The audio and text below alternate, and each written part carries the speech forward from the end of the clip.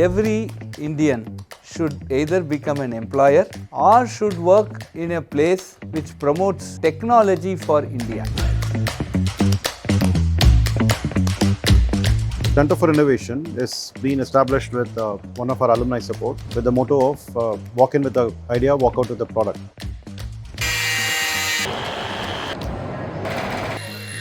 Avishkar Hyperloop started at the Center for Innovation, which is going to make India a superpower in 2047. Avishkar Hyperloop is actually creating history in developing the entire Hyperloop stack. Hyperloop as a concept has three things to it. It has the tube, the track and the pod. And up until now we have only focused a lot on the pod. And in Avishkar 5.0 we tried to move away from the pod and try to focus on things such as the tube and the track.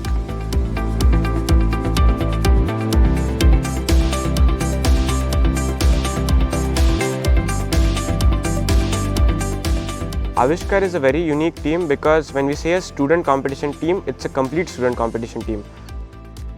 Avishkar Hyperloop is actually a self-organizing team. Year on year, there will be a set of students that will get inducted. The people who are actually spilling over to the second year will actually become the leaders of the next year's team and expand the team back again.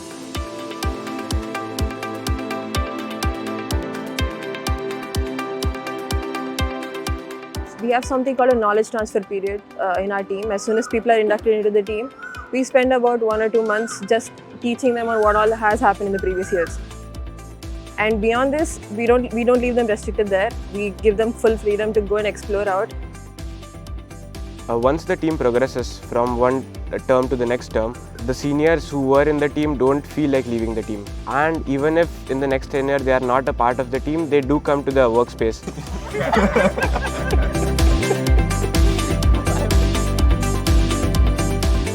One thing we saw when we went to USW is that there was one of the teams which had a very high tube thickness. So what happens when you have very high tube thickness? The material cost increases drastically. And it's an Indian mindset to think about the cost first. So what we did, we found an optimum between the tube thickness and the stiffeners. We came from 30 mm to 6 mm, which was quite astonishing. And we are improving upon it even further so that we can minimize the cost of Hyperloop so that by the time it actually goes to a commercial scale, we will have the most economically viable Hyperloop technology option anywhere in the world. So in this composite sandwich structure, we had a lot of variables or parameters that could be varied. Like for example, the faces, the cores, and there were various ply orientations that were used. So eventually we performed FEA simulations for each of these permutations of the chassis, and then we finally arrived at a U-shaped chassis that could accommodate all the subsystem components on it as well as be space optimized.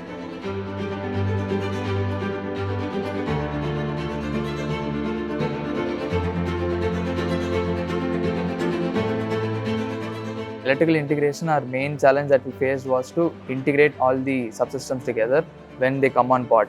So before we put it on the pod, each of the subsystems were tested separately and they were working. So finally when we put it on pod, we had to integrate them, and communication was a major issue. We solved this issue majorly this year by using a robust CAN communication system, and this has made debugging the system a lot more easier. So a lot of research and literature survey was done in 5.0. Basically, they were weighing out all the options which were available for us to do levitation. They finally chose a mechanism called electromagnetic suspension, which is in short EMS. The biggest challenge when it comes to levitation is the controls aspect of it, because we operate at such low air gap, which is approximately 8 mm, let's say. The control needs to be highly precise, highly reliable and very fast.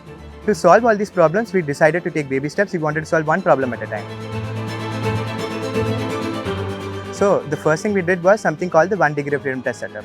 So here the EMS is allowed to go only up and down. Our next step was go to something called a 3 degree of freedom test setup, which is much closer to what's happening in the pod.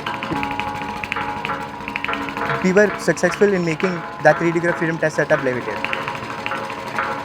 So from the previous pod to the new pod, the major changes which we have made is implementation of DC braking. So previously we had been using electromagnetic braking, And now DC braking is a much more effective way of braking. And another small change which we have made is that a way to implement bidirectional runs. 3, 2, 1, start. DC brakes. So we'll change the direction now. Start. The business subsystem is quite possibly the most diverse subsystem in our team. All the way starting from funding our team and all the way to designing social media and handling all our social media and website pages. When you collaborate with industries, they have a different perspective to what you have designed. After all, it's our tube and we want to get it manufactured in the most easiest and the most feasible way. So we decided to go ahead with what was the solution given by the manufacturing company, that is L&T. Back in 2017, we had started as a fun student team.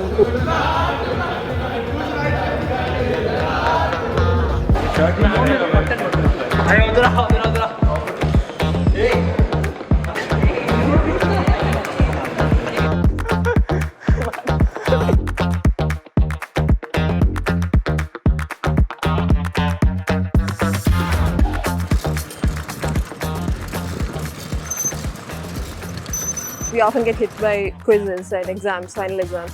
So we would have just started to pick up the momentum and suddenly you'd be hit by an exam and suddenly there's no activity. And then once again we had to we conduct a lot of full team meets to bring back that momentum. We have a lot of fun in lab. We could be working on the biggest project and we could still have a blast doing it.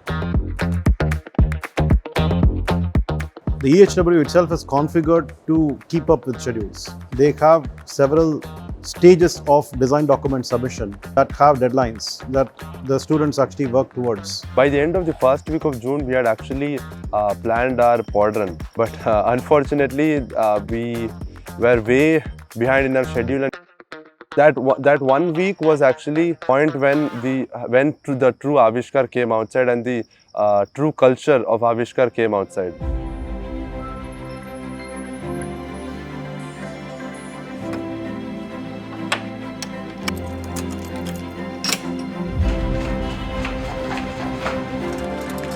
Nobody from the team had actually slept during that 1 week, and everyone slept, if they slept, only about for some 3 or 4 hours, that too only in C5.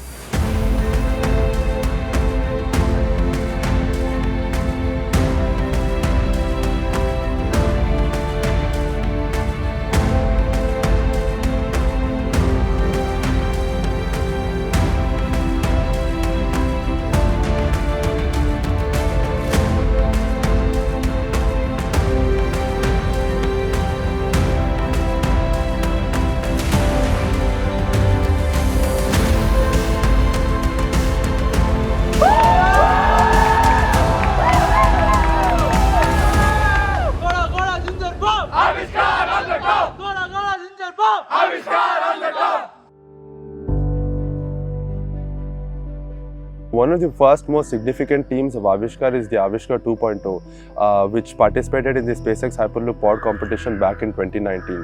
And the next immediate one that we can think of is very recently the Honorable Prime Minister actually found it fit to interact with our Hyperloop team. And subsequently, we have had the Railway Minister spent a significant amount of time with the students, and he awarded the approval of the project. He proclaimed that he will actually be the 72nd member of the team. He will actually be offering an international competition very soon with a vacuum tube to be part of the entire competition. I have learned to see a bigger picture and explore the technology in a complete sense. I've kind of taken away that you can really dream big and you can actually make it happen if you have the right people surrounding you and supporting you. So the entire thing is actually a fascinating story of how students can actually build technology for a nation and the world. And that's happening right here at IIT Madras.